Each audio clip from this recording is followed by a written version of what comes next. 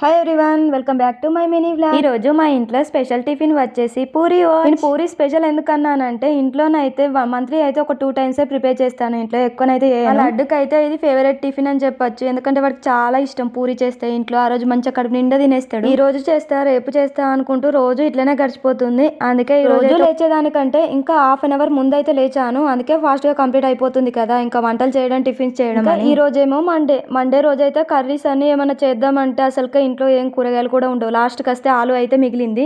ఇంకా ఆలుతో అయితే ఆలు ఫ్రై కర్రీ అయితే చేస్తున్నా. ఇంకో ఇందులో టమాటా కూడా యాడ్ చేయలేదు. పూరికి కాంబినేషన్ గా ఆలు కర్రీ అయితే బాగుంటుంది కదా, టేస్ట్ కూడా. అందుకే ఇట్లా ట్రై చేసిన. ఆలు కర్రీ చేయకపోతే మాత్రం ఇంట్లోనైతే టమాటా ఉంటే టమాటా చట్నీ అయినా ప్రిపేర్ చేద్దును, లేదంటే పప్పు అయినా ప్రిపేర్ చేద్దును. అయితే ముందే ఆయిల్లో కొంచెం సాల్ట్ వేసుకుని ఉడికించుకుంటే స్లిమ్ లో పెట్టేసి మూత పెట్టేసుకుంటే ఒక 10 minutes అలా ఉడికించుకుంటే ఫాస్ట్ గా ఉడికిపోతుంది.